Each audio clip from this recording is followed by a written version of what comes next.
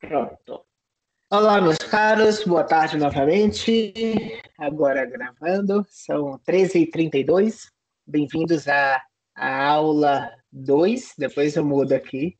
Aula 3, na verdade, da disciplina de Estatística Computacional. Deixa eu apresentar a minha tela e iniciar o compartilhamento. Pronto. E deu certo. Vamos lá. Então, como eu falei no início do curso, na aula de apresentação, eu espero realmente que vocês se divirtam aqui no curso, que aprendam coisas novas, que recuperem coisas que vocês já viram alguma vez na vida, mas há tempos não mexia, e que façam isso com trabalho duro, com responsabilidade, né? Que levem o curso a sério, porque não inviabiliza se divertir. Próximo. Eu queria muito ter visto, mas não consegui. Vou tentar de novo essa semana, e aí peço para a gente conversar na próxima semana sobre esse filme, tá? Eu lembro que teve uma pessoa que viu, foi o Matheus? Acho que o Matheus me falou que ia chegar um pouco atrasado hoje. Eu assisti, professor Renato. Isso, desculpa, eu tô sem tela. Quem que tá falando? Renato, né? Isso. Então legal. Eu vou ver se eu vejo esse final de semana, que durante a semana tá impossível. E aí a gente conversa na próxima aula. Mas vamos lá. Vamos ao trabalho duro agora dos exercícios. Primeiro, comentários gerais que eu queria fazer. Vamos lá, eu anotei, deixa eu ver se eu lembro, senão depois eu pego o que eu anotei e completo com o que faltar. Primeiro que eu queria, antes de eu falar, de ouvir vocês. O que é que vocês acharam, como que vocês foram, tá? Eu vou passar o microfone para cada um. Então, no susto, já para o Abner, que acabou de chegar. Abner, conta aí, como foi fazer os exercícios? Deu, gostou? Quais foram as dúvidas? Alô, estão me ouvindo? Alô. Yes, we are. Então, na verdade foi bem interessante também, eu achei legal, parte dos números aleatórios, até porque eu gosto bastante da parte de programação em Python, então eu fiz fiz essa parte de gerar números aleatórios, eu pesquisei também, achei interessante algumas partes também, algumas definições também que eu pesquisei, mas foi bem tranquilo, não achei assim muito complexo, nem muito fácil também, mas eu vou tentar. Não, obrigado, Abner. Eu vou tentar sempre passar esses dois blocos. Então, é um bloco de exercícios básicos, que não é que eles sejam simples, mas é porque eles são fundamentais para o continuar das coisas. E eu deixo um bloco de exercícios opcionais, que aí, se você está com tempo, se isso é realmente a sua área, você vai trabalhar com isso, você quer investir, aí você faz também os opcionais, tá? E aqui na aula eu vou, se pelo menos um tiver feito os opcionais, eu vou discuti-los. Tá? Então é bom que vocês vão ver mesmo se não tiverem feito. Marco, conta aí.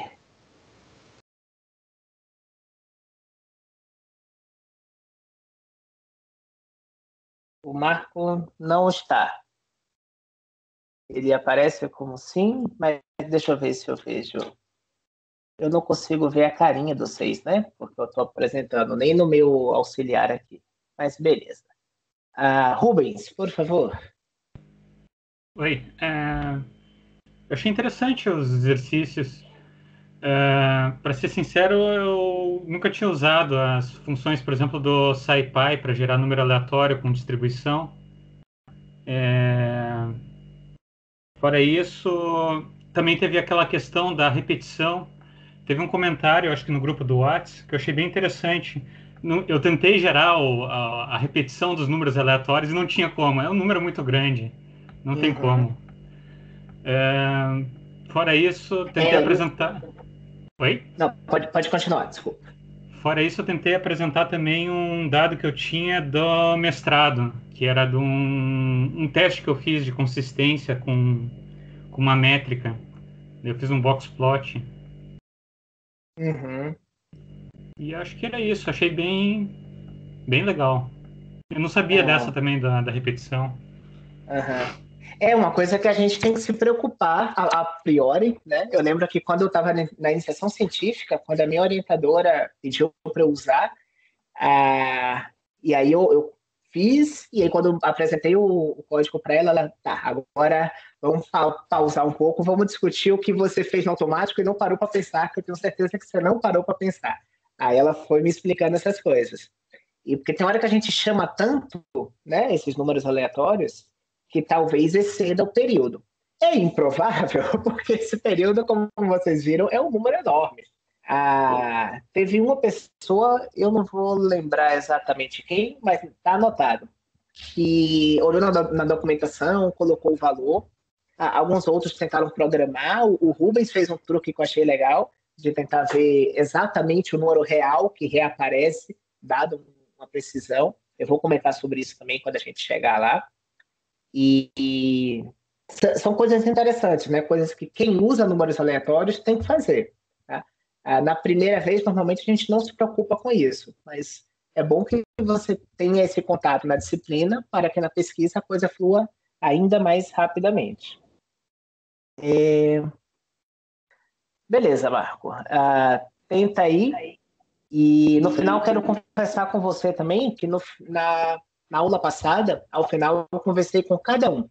E aí, você não pôde, né? Você avisou antes, beleza. Mas aí hoje, se você conseguir, a gente conversa por aqui. Senão, a gente conversa pelo celular mesmo, tá? Eu te ligo, a gente conversa rapidinho.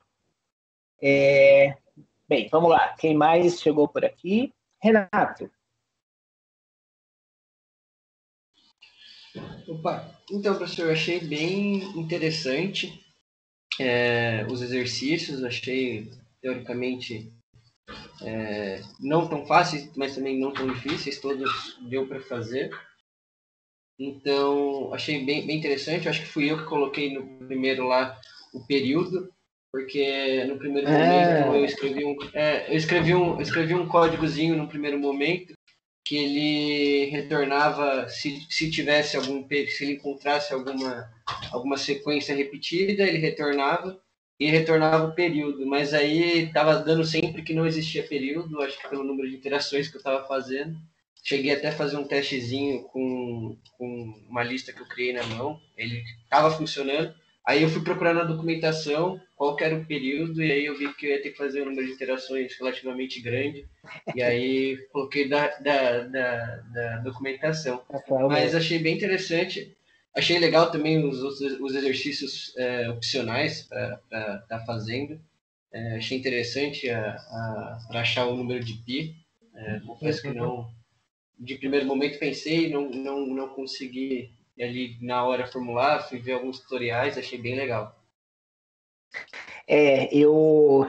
Isso também veio da minha graduação. Meu professor de Física e Estatística é uma disciplina que é a evolução de termodinâmica. É a disciplina do último semestre. Ele pediu para a gente fazer isso e na hora, na sala também, ninguém conseguiu ser criativo bastante para pensar dessa forma. Mas aí ele foi induzindo, a gente conseguiu pensar. E aí a gente fez, todo mundo achou legal. Eu gostei do comentário, eu não lembro quem fez, do Vinícius, talvez, que colocou que esse é o Hello World para quem trabalha com Monte Carlo, né? E é exatamente isso. A gente vai falar na última aula sobre métodos de Monte Carlo, e aí é interessante vocês verem que já na primeira vocês aprenderam o básico. É aquilo que é o núcleo do método de Monte Carlo, que é super sofisticado. Você consegue fazer coisas avançadíssimas usando Monte Carlo, mas a base vocês viram na aula 1. Legal. Telmo.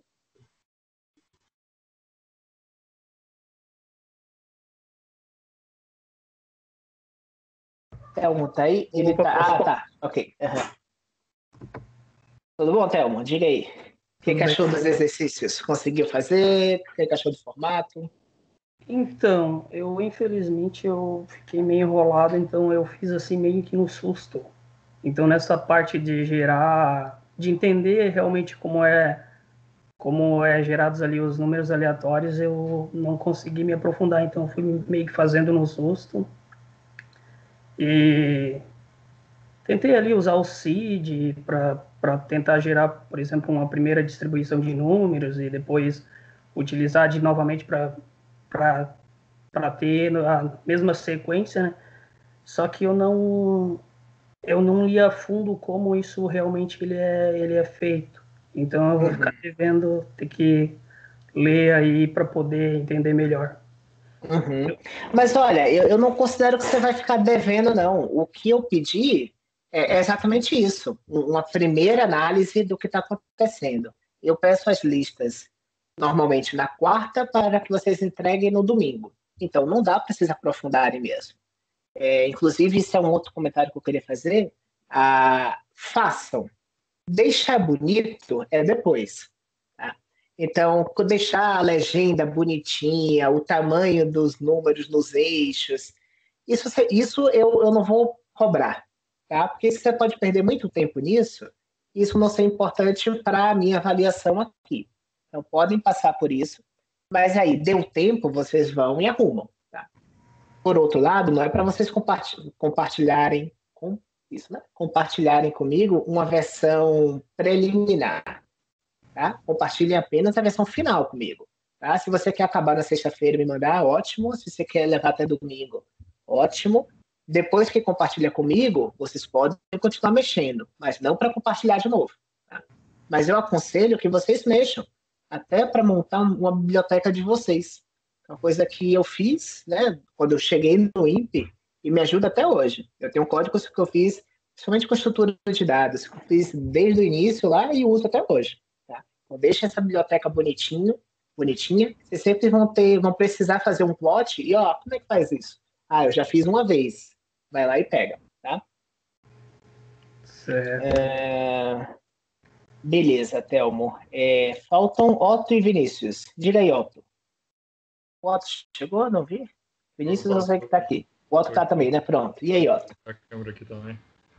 E aí? Cara, eu fiz a maioria dos exercícios lá, eu achei tranquilo até, só que teve algumas coisas que eu não tinha encontrado informação direta, eu acabei que...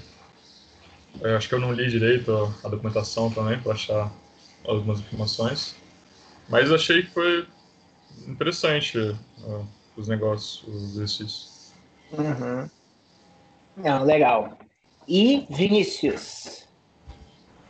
Também achei interessante. Tive um pouco de dificuldade de escolher as distribuições, trocando várias vezes, que eu não gostava. Também achei bastante amplo o que foi pedido. Então não sei se se encaixa bem no que foi pedido que eu fiz também. Foi mais interpretação e texto. Uhum. Não, já te digo que se encaixa assim. Uhum. Legal, Marco. Então vai escrevendo por aqui e aí depois eu comento. Tá? Então vamos lá. Deixa eu parar de compartilhar. Eu já parei, né? Toda vez que eu dou um sair, eu paro de compartilhar, eu acho. Tá. Deixa eu achar aqui as minhas anotações do que eu queria conversar. Uma pergunta anterior que eu não fiz. Eu acho que se vocês fizeram, deu tudo certo com o YouTube, então, né? Conseguiram ver o vídeo. Depois, se alguém não conseguiu e só fez porque conversou com outros colegas, por favor, sinalizem para mim. Outros comentários? Sim, eu peço que vocês compartilhem comigo sempre um só arquivo. Então, mesmo que eu peça vários exercícios, vocês juntam em um arquivo só e, por favor, quebrem células, né? Não é uma única célula com todos os exercícios, senão eu não consigo sequer rodar, tá? Então, quem fez isso, depois eu vou entrar em contato, né, individualmente, pedir para refazer e eu vou olhar separadamente. Lembrem-se de liberar o acesso. Acho que o Thelmo, né, da primeira vez, acho que só compartilhou, mas não me adicionou, algo assim. E aí eu não consegui ter acesso. Mas depois eu peço e vocês dão acesso, não tem nenhum problema. Mas para agilizar, se vocês já liberam acesso, é bem mais fácil. Coloquem cabeçalho em tudo que vocês fazem. Então, no início, coloca o seu nome, né? A data. Nome e data já é suficiente para a gente se organizar. E eu tenho uma pergunta. Eu gostei do que vocês fizeram. E eu queria mostrar para vocês, no ano passado, eu dei uma disciplina chamada Observação da Terra. Uma das disciplinas de seminários do programa. E os meninos fizeram um site depois. Então, a disciplina funciona assim, eu convido algumas pessoas, todas do INPE, para darem seminários sobre seus trabalhos relacionados a esse tema, tópicos de observação da Terra, sensoriamento remoto, né? E aí os meninos fizeram, não são resumos sobre o seminário, são críticas, como se fosse crítico do Oscar, né? Comentando quais foram as melhores partes, o que eles acharam. A gente gravou, tirou foto, a gente ficou legal. Essa disciplina também. Eu gostei muito do site, depois vocês dão uma olhada. Talvez a gente possa fazer a mesma coisa aqui. Isso depende de vocês, tá? Se vocês fizerem, eu vou ficar feliz, mas isso não vai valer nota a mais para vocês, e se não fizerem, vocês também não vão ser penalizados. Mas eu acho que é legal. Se a gente tivesse um ambiente para colocar os collabs de quem quiser deixar público. E, enfim, uma sugestão. Vocês podem conversar entre vocês. Mas uma coisa que eu realmente peço, para que vocês levem em consideração, também não é uma obrigação, é para vocês compartilharem os collabs entre vocês. Acho que é muito saudável, né? Inclusive, antes de me entregar, não tem problema nenhum. Você não conseguir fazer. Sexta-feira de tarde já. Dá uma olhada no como o outro fez, né? Você não tem que copiar e colar o código. Você olha, entende o que faz e faz o seu. Não tem problema nenhum. Tá? Beleza. Era o que eu queria falar. Agora a gente pode ir aqui e discutindo. Eu vou pedir primeiro para o Abner mostrar o... Compartilhe a sua tela, por favor, Abner. Mostra como você fez. Eu gostei muito da sua organização. Então, por isso que eu queria começar com o seu, para você mostrar ao pessoal como que você estruturou.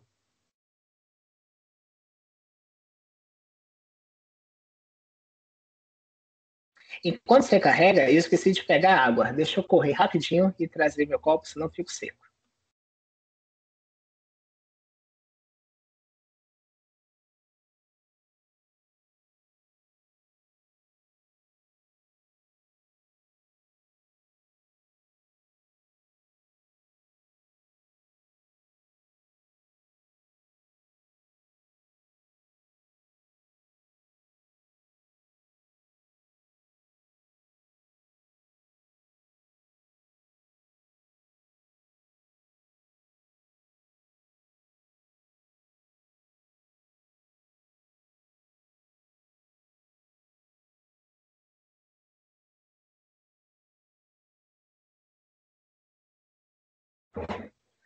Voltei. Abner, você pode compartilhar a sua tela conosco?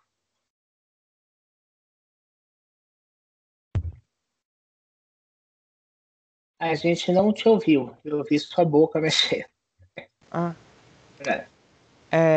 Tô abrindo um collab aqui. Isso. Legal. Tô organizando certinho aqui. Só um segundinho. Onde é que eu compartilho? Do lado do desligar tem um chat e depois tem um compartilhar a tela. Ah, tá.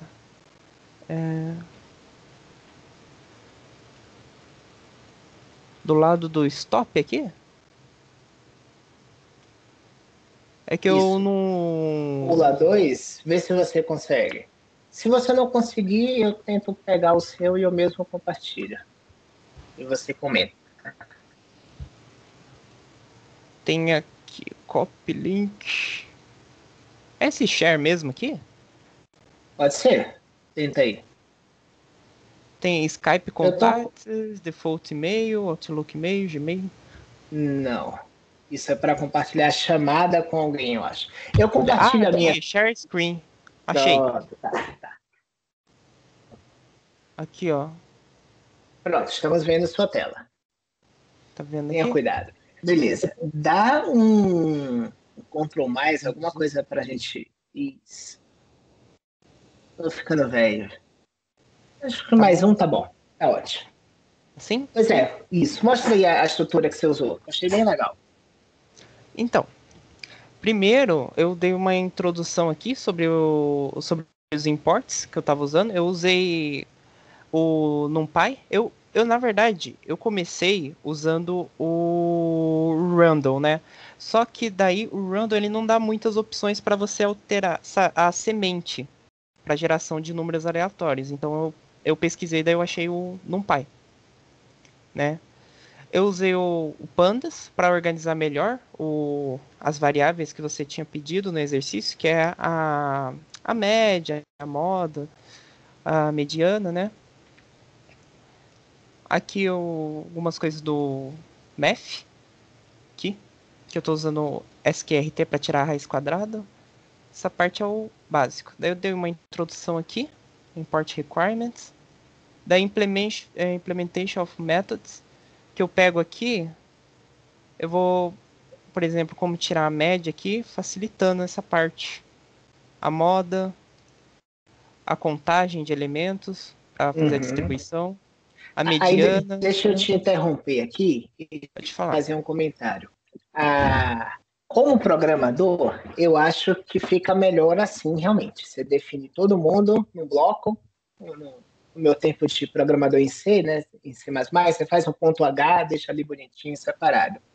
Mas, eu não lembro quem, mas eu sinalizei que uma das pessoas eu gostei muito, eu acho que foi a Sueli, a menina da Embraer, que não conseguiu ainda a liberação para ver a aula durante a aula.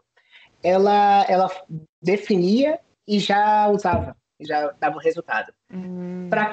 Para o professor é melhor, porque aí eu vejo como que você fez cada coisa, tá?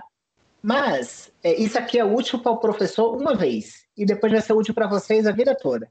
Então não tem problema, podem fazer assim, eu vou e volto, olha, a turma é pequena, em 1 hora eu consegui olhar o notebook de todo mundo, então tá tranquilo. Pode continuar. Aí ok, não precisa explicar cada função, eu só queria que você descesse para mostrar a estrutura, isso, e que aí você fez esses comentários. Aqui é que coletando, né, os dados randômicos.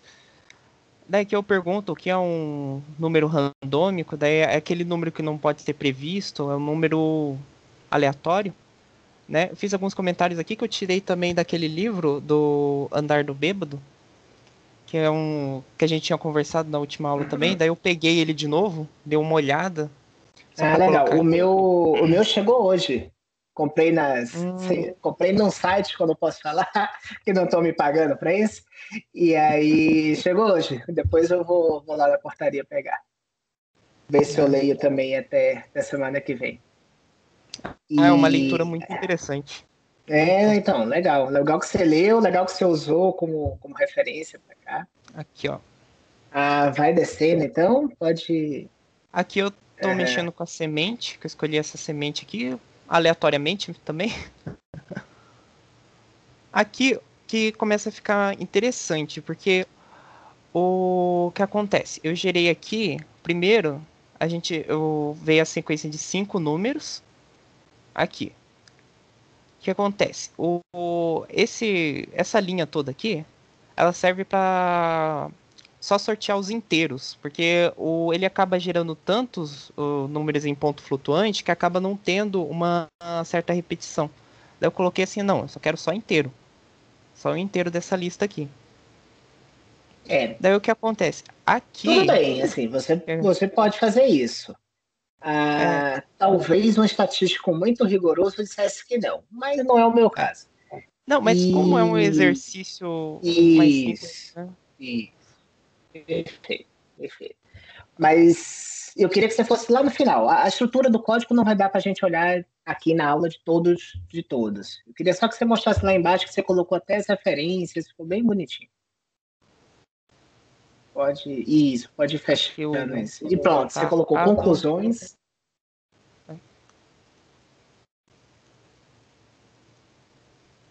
Isso. Eu achei bem legal. Então, você fez comentários finais sobre o que você conseguiu encontrar, o que conseguiu fazer, e colocou referências ainda. Então, excelente. Tá? Parabéns, acho que ficou muito bom. Obrigado. Beleza. O Matheus chegou? Não. Então vamos lá. O Marco, você consegue compartilhar a sua tela? Parar aqui. E falar? Ou ao menos compartilhar e eu falo? Como é que tá aí?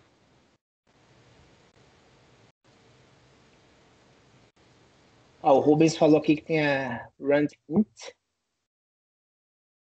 E dá para gerar diretos inteiros, né? Você não precisa selecioná-los depois. Legal. Então, isso é bom vocês irem trocando informações. Vamos ver se o Marco vai conseguir.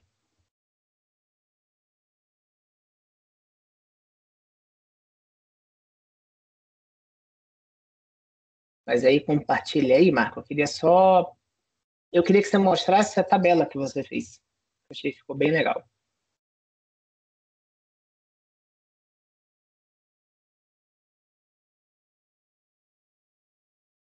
Isso, essa mesmo.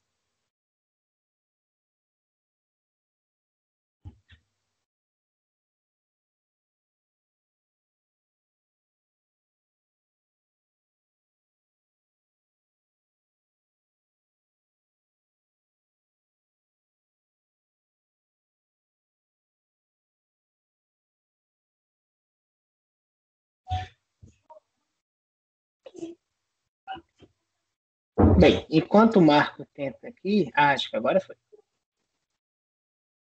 Isso, pronto. Obrigado, Marco. Vamos lá. Então, o Marco pegou aqui para algumas linguagens de programação, né? C e outras coisas. Ele mostrou aqui embaixo algumas ferramentas, alguns geradores de aleatórios e como usá-los, né? E comentários sobre eles. Achei que ficou bem legal.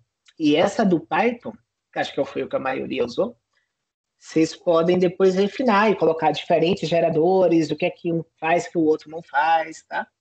Essa é uma ótima tabela, se você puder compartilhar a versão original, não um PDF, mas uma versão editável, doc, LaTeX, o que seja, ia ser legal, tá, Marco?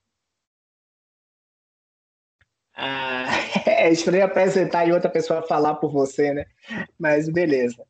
Obrigado, cara. Queria só que você mostrasse isso mesmo, obrigado. Vamos lá, o que eu anotei aqui que eu queria? O Telmo. Por favor, Telmo, se você puder mostrar agora. Eu estou rindo aqui porque meu filho pegou o meu teclado sem fio e está começando a escrever. E o conector está aqui. Deixa eu ir lá dar uma bronca nele, enquanto o... Quem que eu pedi mesmo? O Telmo. O Telmo compartilha a tela. Peraí.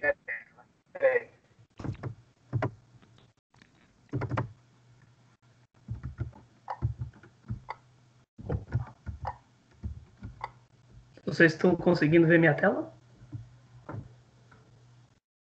Sim. Sim.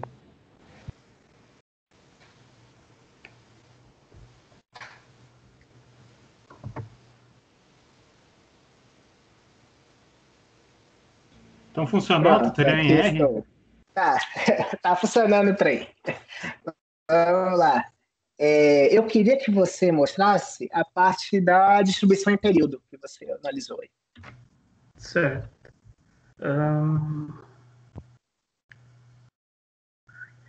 Então aqui primeiro eu criei eu usei o sample, né, que é a função do R para gerar os números aleatórios ali. Então essa aqui é a primeira parte só para ver que, por exemplo, colocando o seed, eu tenho com estado inicial e aí eu vou ter, quando eu gero a sequência aleatória, por exemplo, aqui na terceira vez eu utilizei o mesmo seed, eu tenho a mesma... nas duas primeiras eu utilizei o mesmo seed, eu tenho essa sequência de números iguais e na terceira não, né? que eu usei um seed diferente. E aqui, a parte aqui analisa o período, né? Eu setei 3 conjuntos. Não, na verdade, 4 conjuntos. Os 3 primeiros, eles são com o primeiro é usando um seed 1 lá, usando o 1 como seed. Então, e o quarto também é usando esse mesmo seed. Então, o primeiro, o conjunto A e o conjunto D, eles são iguais, né? E o conjunto B e o conjunto C, eles têm distribuições diferentes. Então, aqui eu usei o ggplot só para mostrar um histograma dessas distribuições, né? Então, por exemplo, essa distribuição aqui do grupo A é igual à distribuição do grupo D, e a distribuição do grupo B e a distribuição do grupo C, elas são diferentes, né? São 100 números de 0 a 10, randomizados em um conjunto de 0 a 10. Dá para ver, por exemplo, no conjunto B aqui parece que ele tem uma propensão mais ali para os números, eu acho que anteriores, que 5, né? Caíram levemente. Isso fica difícil você falar pelo tamanho da amostra, né? Bem, eu entendo que a gente fica tentado a fazer esses comentários, mas isso ainda não dá para afirmar. Certo. E mas aí pode ir para isso, só para mostrar o finalzinho do gráfico ali. Beleza, tá? Achei que foi um teste legal, com a visualização legal, com a estrutura legal, tá? Obrigado aí, então. Certo, valeu. Deixa eu comentar aqui. Tá, do Rubens. O Rubens fez um teste de ver quando o valor repetia dentro de um epsilon, né? Isso é uma repetição, claro, por definição, mas não é exatamente a ideia de período. A ideia de período é quando ele começar a repetir toda a sequência, tá? Então, não é quando repete um número, é quando repete todos eles. Um número pode ser que ele repita. É bem rápido, mas você está falando em inteiros, principalmente. Em reais, isso é probabilidade nula se você tiver uma decimais, mas se você tiver um troncar em 6, por exemplo, pode acontecer. O Renato tinha pego aqui um exemplo, né, do RandInt. Deixa eu colar aqui no chat. Ok, tranquilo. Para o RandInt, o período é esse númerozinho aqui, ó. O bicho é grande, tá? Vinícius, deixa eu te pedir para você mostrar o ajuste da gaussiana que você fez. Sei que ficou legal, tá? Eu vou ficar pedindo coisas aqui, a coisa que eu achei mais interessante aqui, acho que pedi várias coisas a várias pessoas. E essa primeira lista ela é mais fácil, acho que todo mundo fez, não tem muito o que complicar. Se vocês tiverem dúvida de teoria, aí vocês me falam. Eu vou tentar fazer nas aulas coisas que vocês não veem no livro. Eu não vou explicar o que é um desvio padrão, não vou discutir a fórmula com vocês. Isso vocês vão em qualquer livro e acham, tá? Mas se vocês tiverem dúvida e quiserem me perguntar, eu estou aqui para isso também. Vinícius, então, por favor, aí você só sobe um pouquinho, só conta como que você gerou, qual foi o gerador, e aí mostra o seu ajuste. Apareceu na tela? Tá, assim.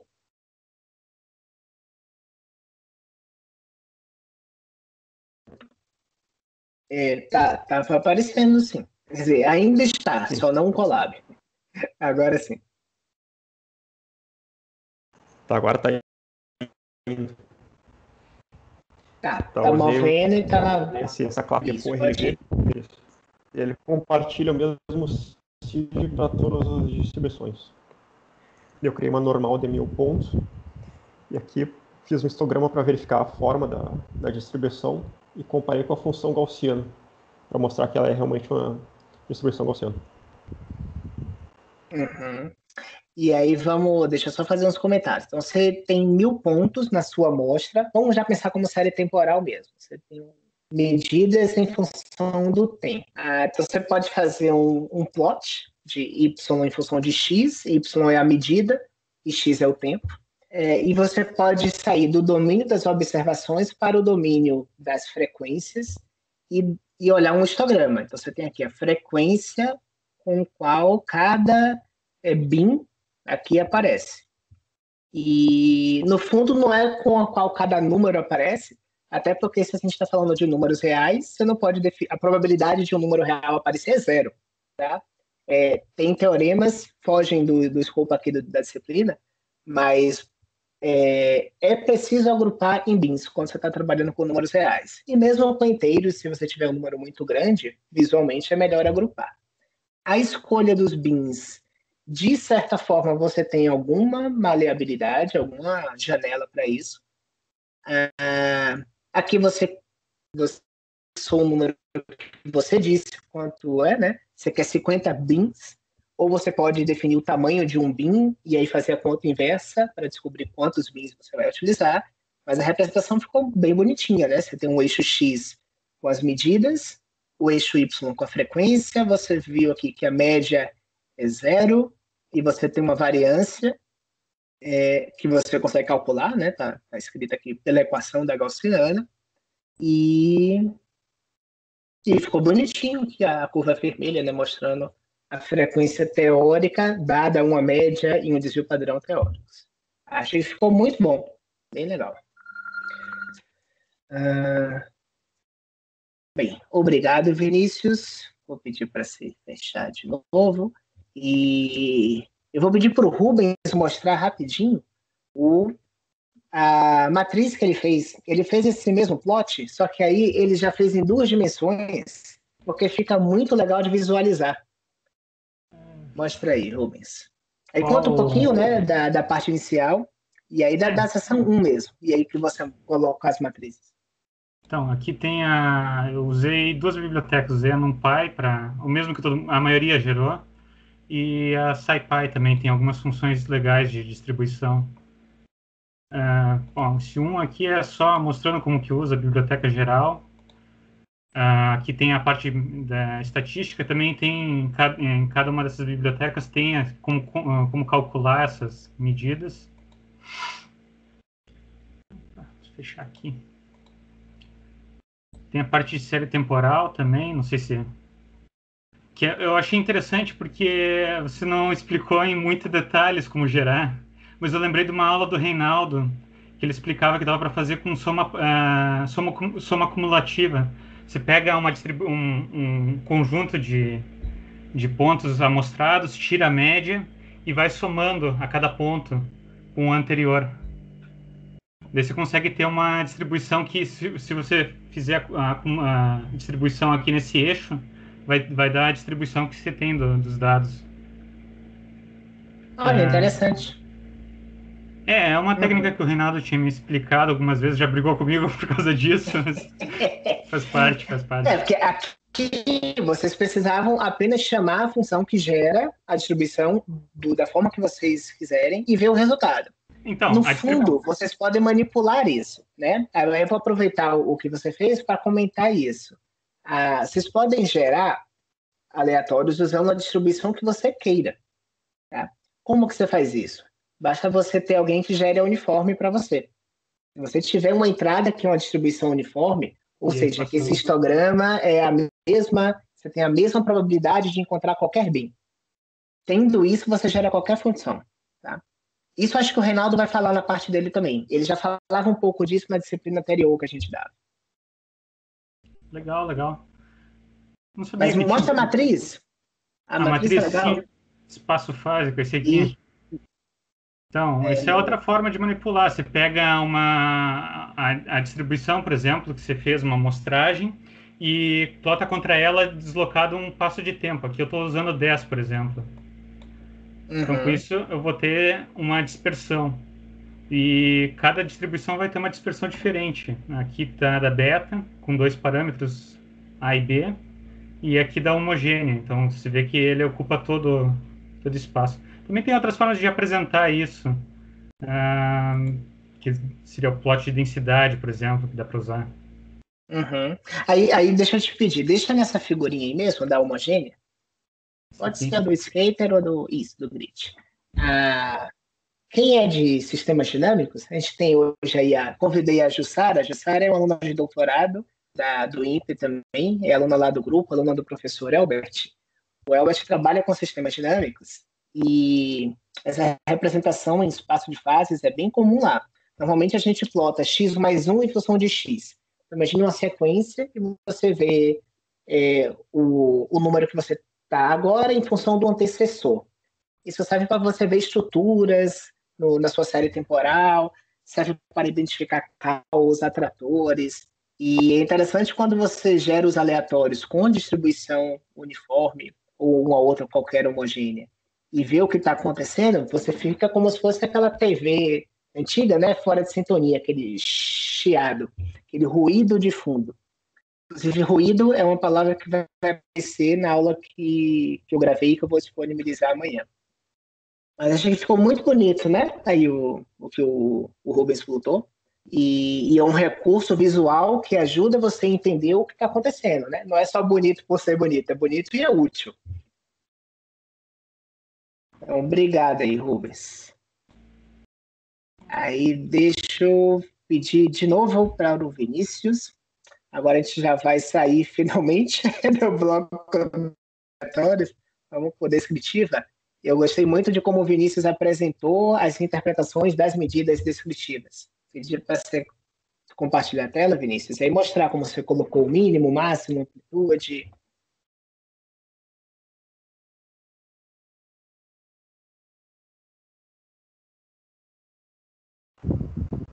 Essa parte aqui. Isso. Aí vai comentando como você fez e mostrando, por favor.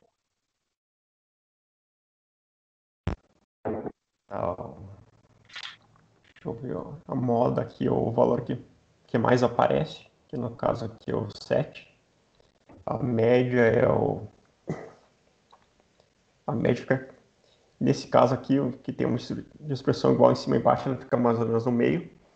E a mediana, que é o valor que separa a parte alta e a parte baixa da distribuição, também fica aqui no meio. Para esse caso aqui, onde são iguais. Uhum. Então, cada ponto foi um número aleatório que foi gerado. O eixo X é a sequência, o seu ID, como se fosse o tempo, né? E o eixo Y é o valor. E aí ficou bem legal aí. Aí mostra aí embaixo a ideia de max, min e range. O valor máximo é o maior valor aqui em cima, não tem nenhum valor acima dele. O mínimo aqui embaixo. A gente não tem nenhum valor abaixo. E o range é a diferença entre os dois. Uhum. Aí o próximo. Bom, aqui era para mostrar variância, que seria a diferença entre a distância entre o ponto e a média. E essa distância para a parte negativa, para considerar a parte negativa, eleva ao quadrado, divide pelo número de pontos. Então seria soma essas distâncias ao quadrado dividido pelo número de pontos. E aí, a raiz. Isso, o desvio padrão, a raiz quadrada da variância, perfeito. Deixa eu te perguntar, por que eleva ao quadrado? Porque a média tem um valor aqui. Se fizer o ponto menos a média, vai dar negativo para os valores que estão abaixo da média. Uhum. Então, para não incluir esse termo negativo, a gente usa esse truque de elevar ao quadrado, né? Eu fiz essa pergunta assim, ela é completamente boba, né? Mas na aula gravada sobre regressão, que vocês vão ver amanhã, eu faço essa mesma pergunta. E vocês vão entender o contexto dessa pergunta lá. Obrigado, Vinícius. Era só isso mesmo que eu queria que você mostrasse. Deixa eu... eu quero mostrar aqui o código da Kátia, que fez uma média móvel bem legal, mas aí enquanto eu pego... Otto, por favor, mostra o teu código pro Pi e aí comenta sobre a sua ideia de fazer iterativamente, né?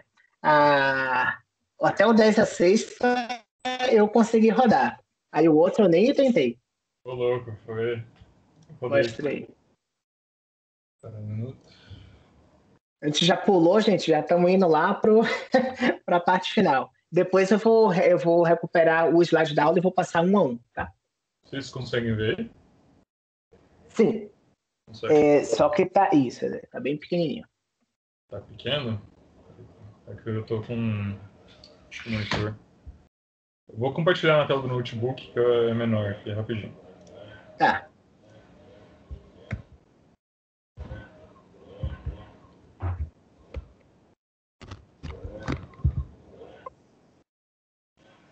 Ó, pulei na sua frente. Didaticamente, deixa eu mostrar primeiro o que eu queria mostrar aqui da Kátia. Tá? Peraí. E aí eu passo a bola para você de novo. Só um minuto.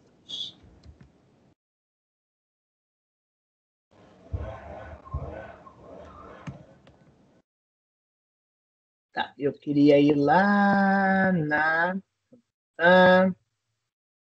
Ela fez aqui várias coisas legais, né? Bem estruturado também. Mostrou os testes que eu queria que vocês fizessem, né? Ó, visualizar vertical, horizontal, gráfico de pizza. Aqui, moving average. Deixa eu ver se vai dar certo. Só colar aqui. Eu queria manipular. Pronto. Então vocês viram aí sobre média móvel. Estão vendo muita coisa de Covid. Não tem jeito, né? Aparece aí esse conceito que é muito importante. Opa.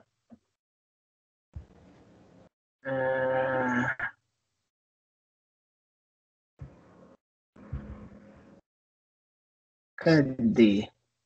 Não, eu queria... Peraí.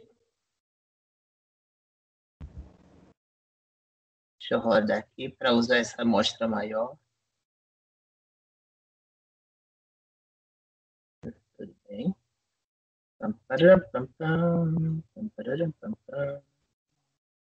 Aqui. Aqui. Ó, o que é que tem de... O que é que vocês têm que olhar quando vocês vão fazer na média móvel? Vocês vão ter que definir um tamanho para calcular a média. Então, aqui em Covid, a gente usa a ideia de uma semana, por exemplo. Tá? Então, quanto maior o valor que você dá para esse tamanho calcular a média, esse intervalo que você vai considerar, mais suave vai ser a sua curva. Se você usa o limite desse cara ser 1, a média móvel retorna o próprio valor da série. Tá? E, nossa, tá bem pequenininho. Eu estou pedindo para vocês, esqueci de eu pôr, né? Desculpa aí, gente. Vocês têm que falar, gente. Aqui. Então é importante determinar o valor desse suavizador, dessa janela de suavização, o resultado que você quer. Você pode usar um valor bem alto para suavizar bastante, pode usar um valor bem baixo para não interferir tanto, mas normalmente o que vai ser o ideal? Que o seu problema diga qual é o valor. Tá? Então, para Covid, 1 ou 2 semanas é um valor que dá para você entender o que está acontecendo. Tá? Então, isso é uma coisa importante que eu queria comentar. Agora sim. Vamos lá, Otto. Troquei aqui. Compartilhando. Vocês estão conseguindo ver aí? Sim, estamos e está num tamanho ótimo. Beleza.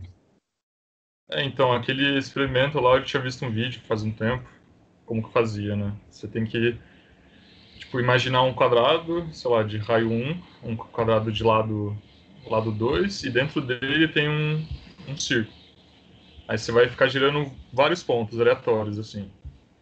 Aí se cair dentro do círculo, você guarda o valor dele e você conta a quantidade de números que você gerou, né? Então, aqui foi o código que eu usei.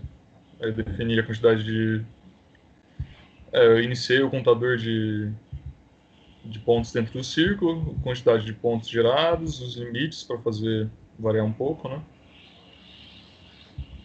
Aí, os números eu gerava um X, uma posição X, outra posição Y, via se ele estava dentro do círculo. Se ele tiver, ele soma em 1, e se não tiver, não importa, ele vai somar no contador de pontos. Né? Então, com isso, a gente consegue achar o π usando essa proporção de área, porque no final a proporção de pontos tipo, totais e pontos de quantidade que caíram dentro do círculo vai ser a proporção da área do círculo sobre a área do quadrado. Aí esse foi o cálculo aqui, vou rodar aqui. Uhum. E aí, bem, primeiro o que foi feito tá perfeito, né? É isso mesmo. Só que eu achei interessante que o Otto, ele usou um posse iterativo, né? Então ele definiu, ó, a uma aproximação de ordem 10, qual é o meu resultado? O resultado é que π é 2,8. A gente não pode dizer que isso está certo ou errado. Isso é uma aproximação que a gente pode definir qual é o erro, porque a gente conhece π. A gente conhece π até um determinado número de casas decimais, vamos colocar assim, para a gente poder calcular um erro e truncar. E aí, a informação não é tão boa assim. Se você calcula um desvio relativo, ele dá um valor alto. O módulo de 2,8 menos 3,1415, blá, blá, blá, dividido por π, não vai dar um número alto. E aí, à medida que ele vai aumentando o número de pontos, a aproximação vai melhorando, vai convergindo para o 3,1415, blá, blá, blá. Então, vocês veem que 10 a sexta, né? São 6 zeros. Isso. Roda bem rápido. E agora ele está suando aí para conseguir chegar no próximo valor. A gente... Na aula sobre teste de hipótese, a gente vai fazer uma coisa parecida. A gente, ao invés de fazer um teste de hipótese tradicional, usando o teste T, a gente vai fazer simulação. E vai fazer simulação com um determinado número de amostras. O ideal é fazer com 10 a quinta. E 10 a quinta normalmente dá para fazer, dependendo do problema. 10 a sexta já é um número muito bom, já é um número bem confiável. Ó, já deu... pode fechar. Uhum. Beleza. Obrigado, Otto. Ficou legal ver essa convergência, né? Que quanto mais amostras você tem, melhor a sua aproximação. E agora, por fim, eu queria pedir para o Renato mostrar a figurinha do π. Achei que ficou legal o desenho. Que tem um truque. Pode ir compartilhando enquanto eu falo, Renato, por favor. Sim, ok. O raciocínio que o Otto mostrou está perfeito, mas ele vale para o círculo como um todo, mas vale também para um quadrante só. E aí o Renato fez isso e fez uma visualização, ficou bem legal. Vê se ele acha lá.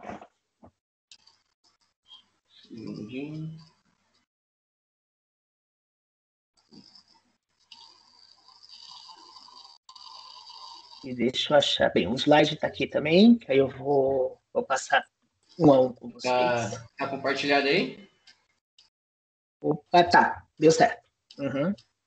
Okay. Então, e você conta aí, você teve a ideia... Mas conta aí, você viu isso em algum lugar? Sim. Então, na verdade, primeiramente, eu tive a ideia de plotar. Eu fiz basicamente o que o Otto fez. E aí eu fui salvando o que caía fora do meu raio, do meu quadrante ali do raio. Eu jogava para um lado e o que caía dentro do meu raio eu jogava para outro. E aí no final é só plotar o que caía fora de uma cor, caía dentro de outra cor. Uhum. Legal. Ficou muito bom. Fez os eixos, colocou qual foi a semente na figura, colocou o número de interações, né? 10 a quinta aí, né? Isso. Uhum. Legal, excelente. Beleza, deixa eu... tá aí um comentário, né? Eu até esqueci de fazer esse comentário lá. Domingo foi o dia do π. Foi o 14 de março. Tá? É o 3, 14, blá, blá, blá. Tá, deixa eu compartilhar a minha tela de novo.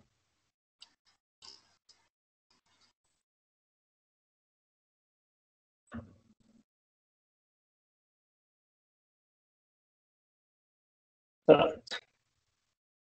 Vamos lá. Números aleatórios. Eu queria que vocês gerassem sequências e conhecessem o processo das sementes. Você pode usar, se você fixa a semente, você chamar aquela função com aquela semente, o resultado vai ser o mesmo. Então, isso é importante quando vocês tiverem que reproduzir algum resultado. Então, eu lembro, essa história é verdadeira. Eu tinha uma simulação lá na minha iniciação científica que eu consegui um resultado excelente. Era um modelo para dengue, propagação de dengue. Eu trabalhava com modelagem de epidemias. E aí, o meu modelo era muito bom em termos de parametrizações, assim, mas computacionalmente era horrível, né? Eu era um graduando em física. O meu código levava um mês para rodar. Vocês terem ideia, o código final, né? Os parciais levavam um dia. E nessa eu consegui um resultado excelente, mas eu não salvei a semente. Então eu fiquei traumatizado, porque eu nunca consegui reproduzir aquela curva. Né? O meu modelo ele tinha parâmetros e ele era estocástico. Então ele rodava uma vez e eu comparava o meu resultado com o dado real. Eu nunca consegui reproduzir aquela semente maldita que deu um resultado muito bom. Mas também, estatisticamente, ela não era tão relevante, né? Foi tão difícil eu conseguir um outro resultado tão bom. Mas guardem a semente, porque quando vocês quiserem reproduzir, vocês têm que saber qual foi a semente utilizada. É importante entender qual é a distribuição do seu dado. Então, se você tem um gerador e você não conseguiu achar na documentação qual é a distribuição dele, você faz o plot. Você gera ele um número grande, usa ele um número grande de vezes e vê a frequência dos valores gerados. Se o gráfico der aqui, né, uniforme, o seu gerador tem uma distribuição uniforme, o que normalmente é o ideal para a maioria dos problemas, ou ele tem uma distribuição normal, que pode ser importante também, a depender do que você quer. E como eu falei, se você tiver algo que gere uniforme, você abastece uma função geradora e consegue qualquer outra distribuição. Isso, não vou falar aqui no escopo da minha parte, talvez o Reinaldo fale, mas se ele não falar também, e um dia vocês precisarem, podem bater na minha porta e eu mostro para vocês, tá? O professor Solon, que dava essa disciplina de processos estocásticos há um tempo na CAP, ele me ensinou, eu tenho aqui, eu mostro para vocês. E essa tabelinha é legal, depois eu vou criar a tabela em branco, compartilho com vocês e peço para vocês colocarem lá quais foram as bibliotecas que vocês usaram, não só para gerar os aleatórios, mas a Pandas, NumPy, Matplotlib, SciPy, vocês terem uma lista dessas bibliotecas mais usadas para esse tipo de problema. Eu vou passando, e aí, assim, se alguém tiver alguma dúvida de teoria, grita, e aí eu comento, tá? Estatística descritiva, vocês viram no ensino médio, caiu no Enem, o que é valor mínimo de um conjunto, valor médio no sentido estatístico, de você colher valores, somar e dividir pelo número de elementos. Vocês podem olhar a média também como uma soma ponderada, que é a média de um conjunto é n vezes f de n. N é o número que você encontra e a f de n é a frequência com a qual esse número aparece. Então, se você faz essa soma e depois divide pelo somatório de f de n, você tem a média. Esse é um jeito diferente de escrever média e é muito útil para provar teorema. Eu trabalho com grafos e isso é muito útil quando você quer ver, por exemplo, o número de caminhos entre um par de vértices em um gráfico. Qual é o comprimento médio de um caminho? A gente usa esse tipo de estrutura. Moda, valor que mais se repete. Mediana, o valor que separa ali o percentil 50%.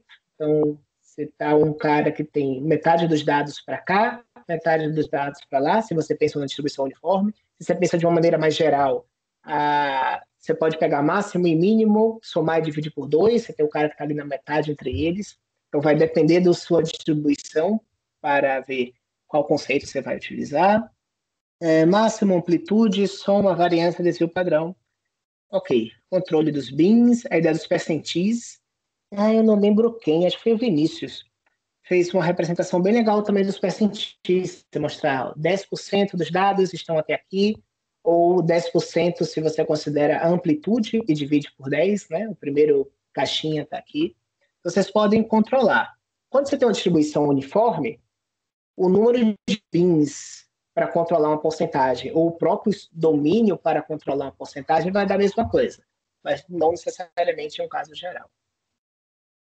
E aí eu pedi para vocês fazerem visualizações como séries temporais, como gráficos de barra. Eu passei bem rapidamente o código da Kátia, né?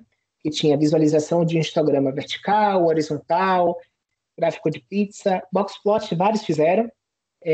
Quem não conseguiu fazer, sugiro que faça, é um recurso muito bom. Depois eu vejo se eu recupero uma figura que eu queria mostrar para vocês com boxplot. Deixa eu ver se está fácil aqui. Tá fácil. Vamos lá.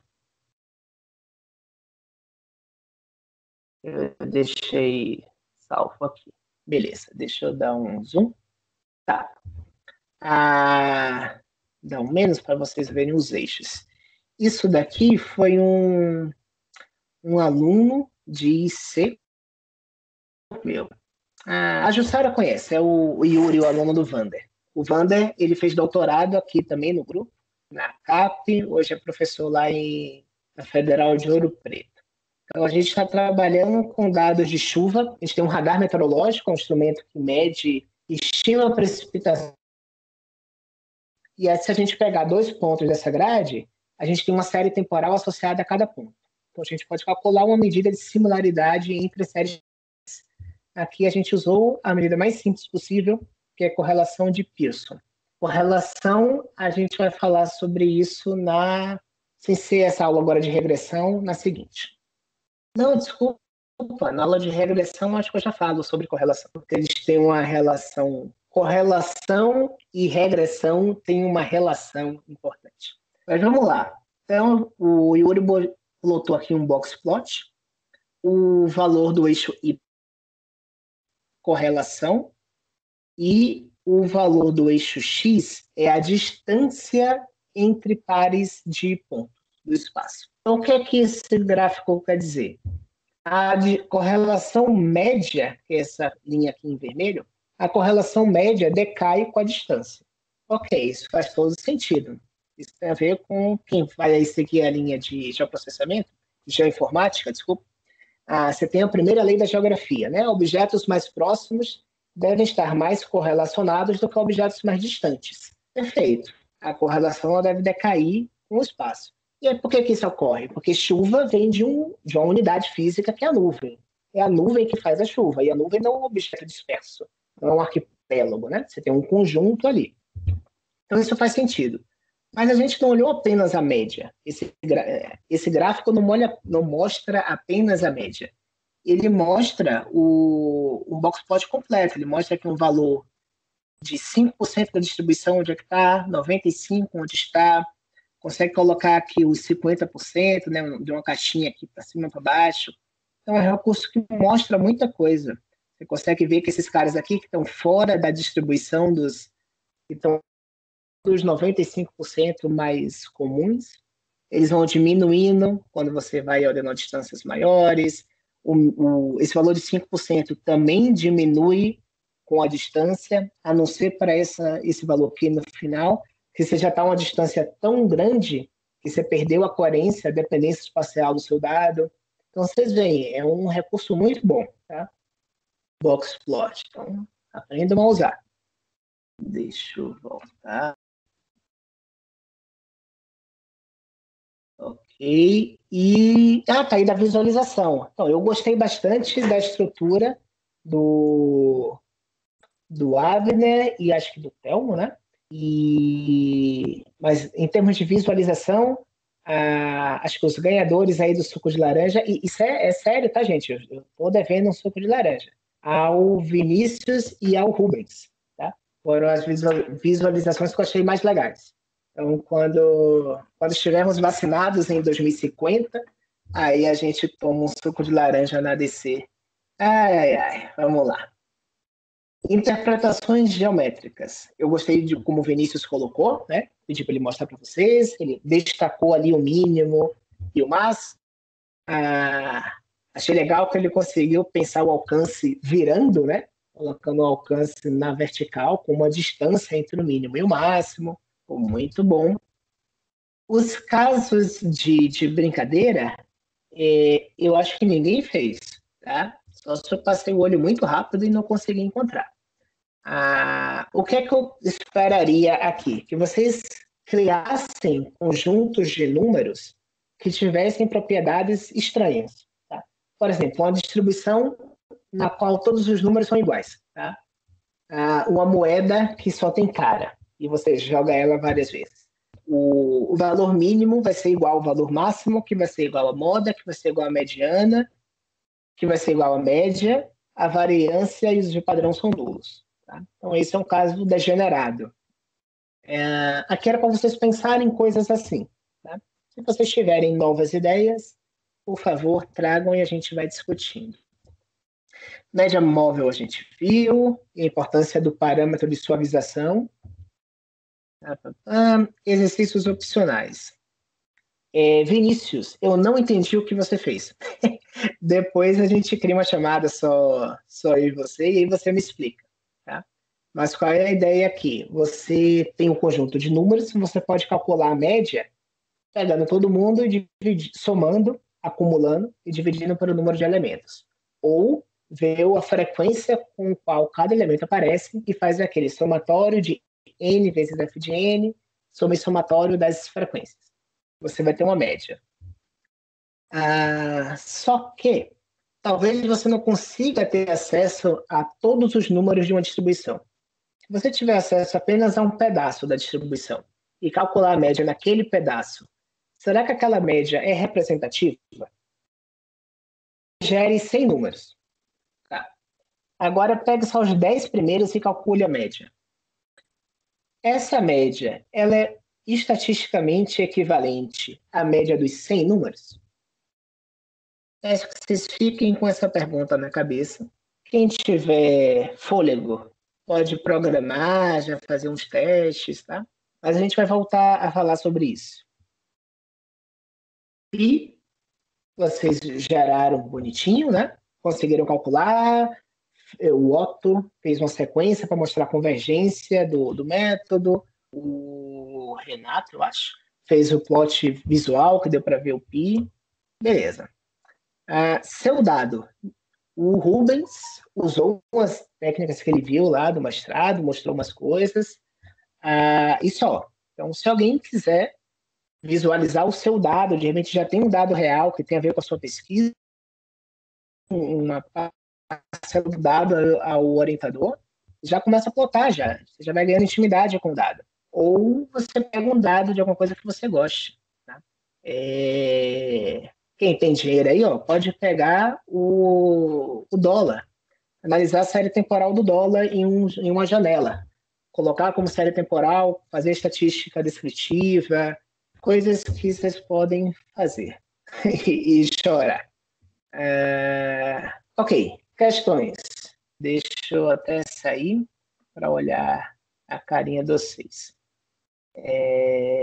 Jesus, alguém escreveu aqui uma Bíblia, entender? Oi, Marco. Tá, eu vou olhar. Tá.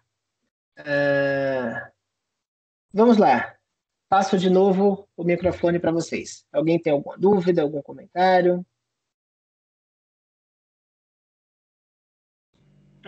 Olhando o boxplot, uma dúvida que eu sempre tive é aqueles pontinhos que são os outliers, eles são 5%, é isso? É assim que se calcula? Você pode setar, você pode controlar de alguma forma, mas o padrão, e tem coisa que é bom você seguir o padrão, né? Porque um desconhecido que não olhou seu código olha e consegue entender. Isso aqui é 95%. Então você tira abaixo do cento menor, acima da barrinha lá do máximo está os 5% maior. Tranquilo. Tá? Entendi. Se ele aparecer, né? Tá? Então é um recurso bem legal. E se aprende a mexer. Vai, manipula os parâmetros, aí pega um artigo da sua área que usou, pô, aí você vê, olha que legal.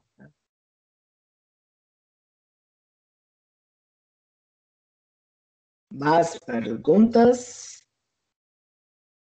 Essa primeira foi mais fácil.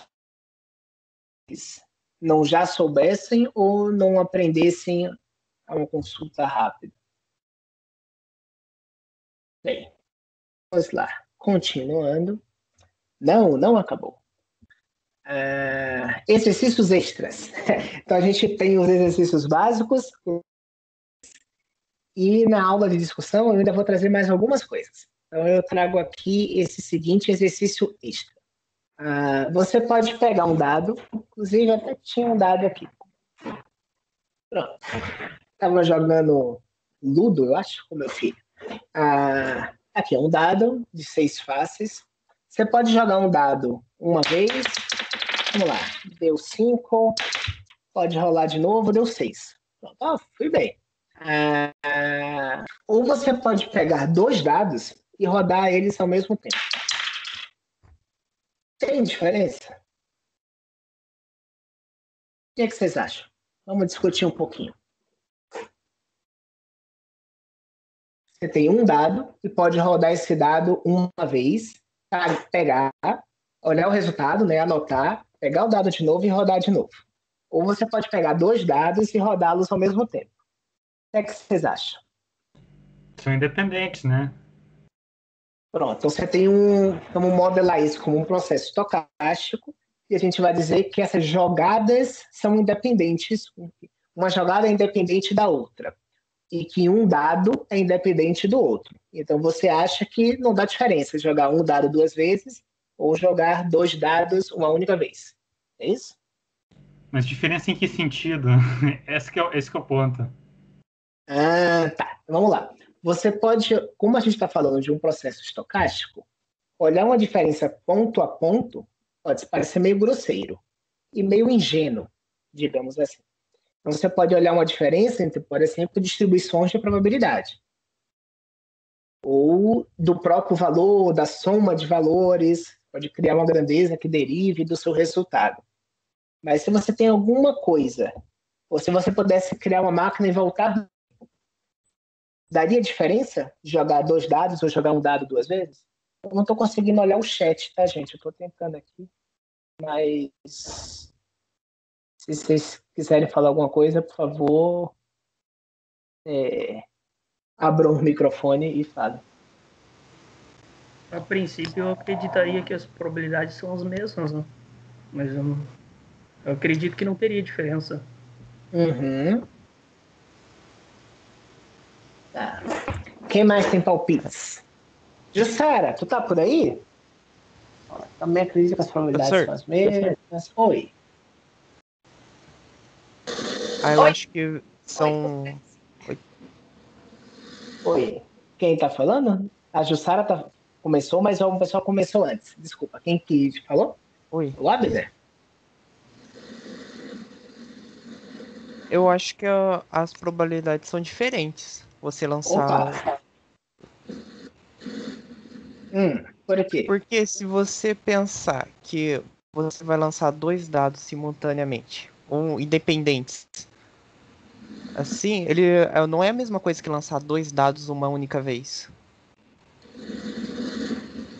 Porque você vai ter alteração nas variáveis que podem influenciar no resultado. Peraí, você está pensando num processo de altíssimo monitoramento? Está pensando em velocidade do vento, em força da mão? Números variáveis. Tá, eu entendi o que você falou, mas acho que vamos lá, jogar um cara coroa isso é um processo extremamente mecanicista e determinístico, né? Se você conhecer tudo, você sabe o resultado. Distribuição de massa da bola, da moeda, como que a moeda está, né, em contato com o seu dedo, qual é a força que você coloca no dedo. O problema é que a sua hipótese é muito forte, se você conhecer tudo. E a gente não conhece. Então, por desconhecimento, a gente diz que isso é estocástico, isso é probabilístico. Eu discordo de você. Eu acho que é a mesma probabilidade. Mas isso é probabilidade. A gente discorda, mas é ciência. Se você me trouxer uma evidência mais forte, eu mudo minha opinião. Vamos pensando. Se você achar algum material, alguma coisa, por enquanto, vamos seguir com a ideia que a probabilidade é a mesma. Você que é representante de sistemas dinâmicos aqui, conta aí o que você acha.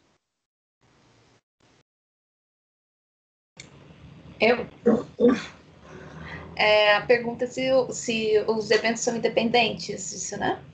Uhum. Se você jogar separadamente ou os dois juntos.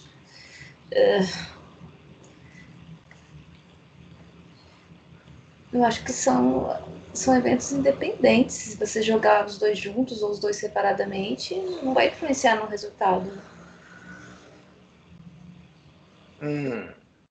Bom. Vamos lá, estou tentando puxar coisas de vocês. A gente vai retomar essa discussão mais à frente. Tem uma área em sistemas dinâmicos chamada de teoria ergódica, que é uma área muito bonita. E imagina que você tem um processo que está varrendo no tempo ali, e ele pode alcançar diferentes estados ao longo do tempo. Se o seu sistema é ergódico, essa palavra bonita, você trocar a média no tempo por uma média no espaço de fases. Então, o Rubens mostrou ali uma representação de espaço de fase, né? Você mostrou não o tempo explicitamente, mas uma variável e ela própria defasada. Se você consegue permutar essas médias, a média no tempo com a média no espaço de fases, você tem um sistema ergódico. Nas nossas simulações, a gente vai ter uma hipótese aí por trás.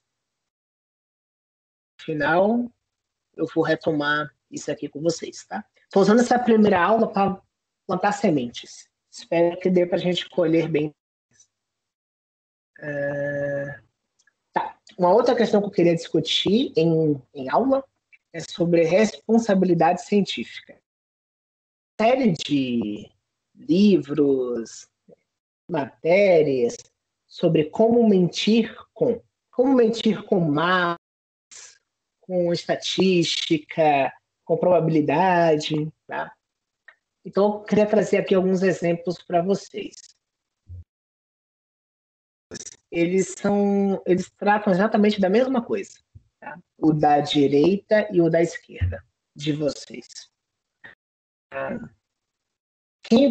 Quem me fala aí qual é a diferença entre eles? E por que um pode parecer estranho? Não está escrito, mas por que um pode ser melhor do que o outro? A escala dele em Y. Quando você diminui o seu range ali da escala, você cria uma diferença maior. Isso. Então, o gráfico da direita do 6, ele vai de 34 a 39. Então, ele está com amplitude menor. Então, essas diferenças estão amplificadas. A outra escala, ela começa do 0.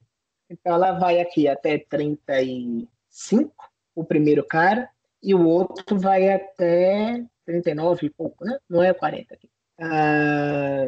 Enfim, o dado é o mesmo. A representação é que é diferente. E aí vocês têm algum palpite se ambas estão corretas ou não? Se só uma está correta. E se sim, qual?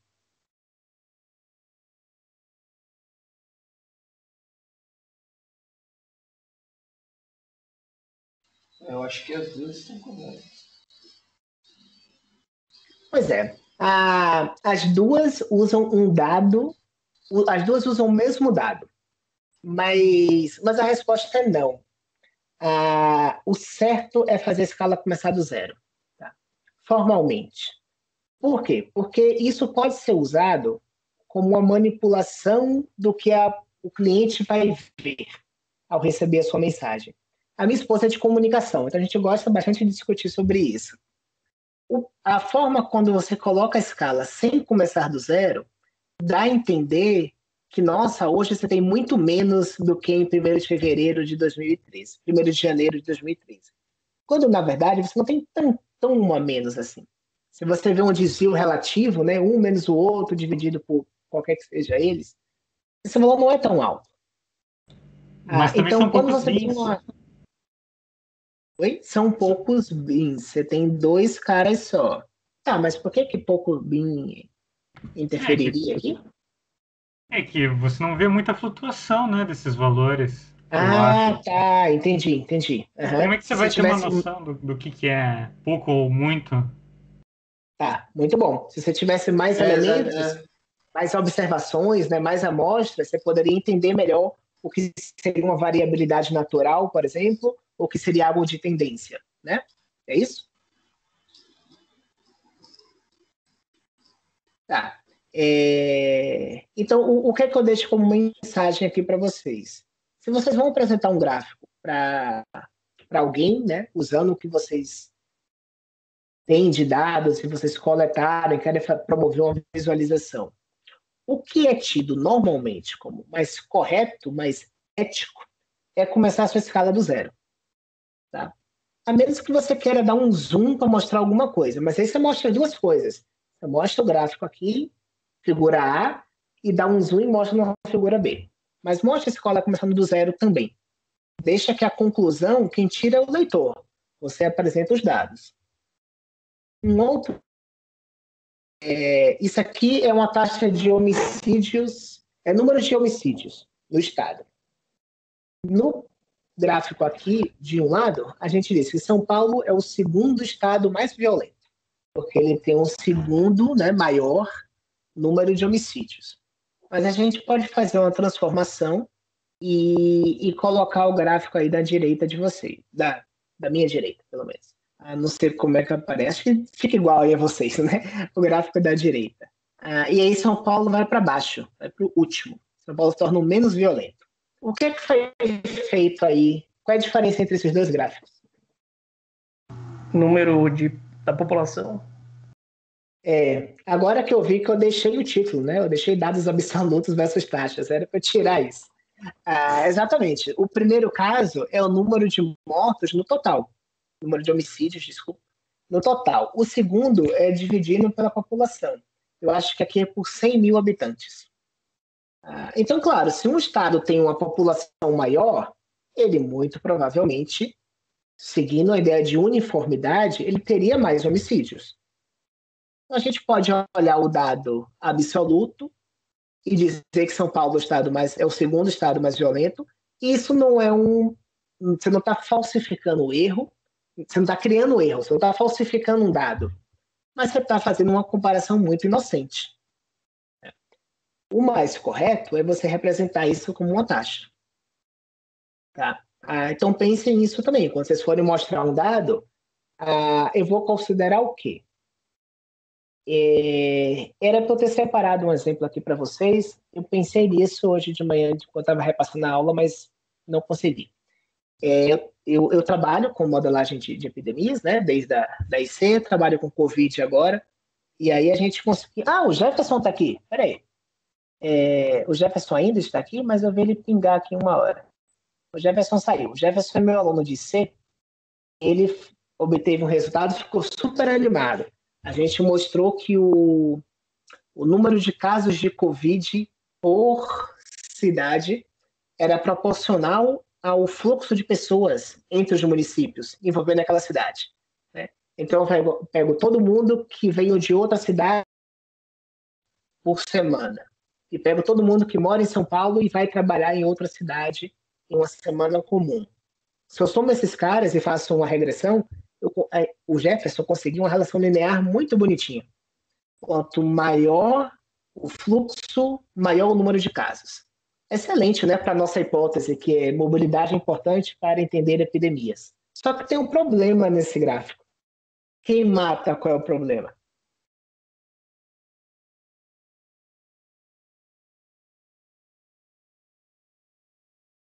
Tem número de casos em função de mobilidade. Por que era esperado que isso crescesse? A gente vai ver na aula de correlação que correlação implica causalidade. O fato de uma grandeza A estar correlacionada com a grandeza B pode ser explicado por uma terceira grandeza C. Tá? E nesse caso de número de casos de Covid versus fluxo de pessoas, você tem novamente a população sendo decisiva. Quanto maior o número de pessoas em uma cidade, maior a chance de ter casos, de certa forma. E maior também, de certa forma, o número de pessoas que vão se mover ali. Tanto que quando a gente fez esse... A gente não. Quando o Jefferson fez esse mesmo gráfico, agora olhando incidência, não o número de casos, mas número de casos por 100 mil habitantes, a relação se perdeu. O gráfico virou um ruído, virou nuvem. Tá? Importante vocês pensarem que, ó, talvez um resultado muito bom seja explicado por uma terceira variável, não pelo que você está querendo estudar. Isso aqui é bem da aula da minha esposa. Nescau Light tem 30% menos calorias que o Nescau 2.0. Verdade, tá? Mas tem uma outra verdade que pode ser dita. O Nescau 2.0 tem 48% mais calorias que o Nescau Light. Tá? Se você quer fazer uma campanha para promover o Nescau Light, o que é melhor? As duas formas são verdadeiras, matematicamente falando. Mas o fato de aparecer o número 48 ali dá para o público geral, e mesmo a gente, né, que trabalha com exatas, nós somos da área de exatas, se a gente ouvir isso rápido, você vai parar para pensar, nossa, 48, se eu inverter, eu vou chegar no quê? É igual aquela piadinha do, eu dou 10%, eu tiro 10% e depois volto 10% da conta. Não funciona, né? Então, pensem, o jeito de apresentar o seu resultado pode favorecer o que você está fazendo. Nesse caso aqui, não dá para dizer que um é errado, só que um é tem um maior potencial de sucesso para o que você quer fazer. Essa aqui é bem importante. Não quero discutir política, mas vamos lá. Porcentagem de pobres no eixo Y. No eixo X, porcentagem de votos no partido X. Cada círculo representa um estado da federação, isso é Brasil, né? No exemplo. Pessoas pobres votam mais no partido X. Essa é uma conclusão que você pode ingenuamente tirar olhando esse lado aqui do gráfico. Mas, na verdade, a conclusão correta é: estados com mais pobres tiveram mais votos no partido X. Isso é justo de ser falado. Tá? Qual é o problema aqui? Você está trabalhando com a ideia de proporção. Você não pode tomar a parte pelo todo. O que vale ali para a parte não pode ser generalizado para o Estado como um todo. Isso tem a ver com a heterogeneidade interna de cada Estado. Tá? Então, o gráfico é o mesmo, né? Mas a conclusão é diferente. Você não pode concluir isso. E muitas vezes as pessoas concluem coisas muito rapidamente olhando dados. E aí o papel de alguém que realmente tem formação em estatística é pensar com um pouco mais de calma. Por fim, o último exemplo que eu queria trazer para vocês, é importante para quem trabalha com mapas também, é a escolha da sua legenda. Então, imagina aqui que você tem uma grandeza, alguma coisa, e você tem dois mapas aqui. No primeiro, a situação está bem mais homogênea, e ali São Paulo, Minas e Bahia e Rio de Janeiro estão iguais. Mas, de uma outra forma ali, São Paulo se destaca bastante. E a região centro-oeste e boa parte da região norte fica bem defasada. O que aconteceu aqui? Você tem um histograma aqui embaixo, né? E você tem bins. Esses bins vão controlar as cores. Esses bins não são homogêneos no primeiro caso. Você pode controlá-los como você quiser. E você pode manipular esse mapa como você quiser, então. Então, uma frase que eu acho muito bonita em geoprocessamento, que é: nenhum mapa é um discurso neutro. Todo mapa quer dizer alguma coisa, além do que o dado diz. Quando você escolhe a legenda, escolhe que cor você quer usar, você está manipulando a informação. Nós somos pessoas, a gente pega um dado e interpreta, não tem jeito. Mas você tem que tentar minimizar isso. Então, você pode usar recursos, normalmente recursos matemáticos, para tentar fazer isso. Uma opção, por exemplo, é fazer uma divisão por quantis. Eu quero ter 10% do dado em cada bin, em cada classe. É uma opção. Ou quero usar um intervalo regular. Eu quero pegar a minha amplitude, dividir por 10 e quero colocar 1/10 com cada cor. É uma outra forma de fazer. Tá? Então, intervalos suspeitos também são importantes. Então, quando você constrói um mapa, seria interessante você colocar na discussão. Eu gosto de colocar na legenda até. Qual foi o critério que você usou para classificar, para discretizar aqui os valores que geraram as cores. Tá? Bem, mensagem final, sejam responsáveis. Não é tão simples assim, mas é bom quando você trabalha em equipe, que aí você faz um mapa, apresenta para outra pessoa, a pessoa vai olhar o que está ali, né? Isso no INPE, então, é ainda mais importante. É isso que dá credibilidade ao que o INPE faz. Deixei aqui alguns links. Esse pessoal do LabGIS da UERJ é muito bom. Tem vários comentários sobre isso, tá? Tem várias matérias. Eu coloquei como URL, então, apesar de estar cortado aqui, quando você clicar, dá para levar no link. Vi que tem chat perdido. Deixa eu ver. Marco. Probabilidades são as mesmas. E isso é. A escala, o tamanho da escala 2 não é diferente das escalas. Exato. Isso. Bem, deixa eu voltar aqui. Bem, de aula era isso. Acabou. São 3:04. Meus caros, vamos fazer o seguinte. Eu vou ficar ainda aqui. Quem quiser conversar alguma coisa, tirar dúvida, fique à vontade, é só me chamar. E eu estou com a aula próxima, já gravada. Eu vou subir as 2 hoje também, no passado. Então, eu estou gravando essa aula, eu vou fechar e subo lá no canal do YouTube. Essa aqui é a aula 3. E a aula 4, que é a aula que eu gravei com provocações e pedidos de exercícios sobre regressão linear, eu já subo também. E aí vale a mesma coisa. Vocês podem rever essa aula, se quiserem lembrar alguma coisa. Devem assistir a aula 4 e fazer os exercícios e mandar, no máximo, até domingo, compartilhar o Colab comigo, seguindo aquelas recomendações que a gente refinou hoje. E nos vemos terça-feira que vem, às 13h30, ao vivo, para discutirmos os exercícios sobre regressão. Beleza? Estou por aqui. Quem quiser, é só chamar. Obrigada, Leonardo. Até a próxima. Valeu, professor. Tchau, tchau. Até mais. Obrigado, André.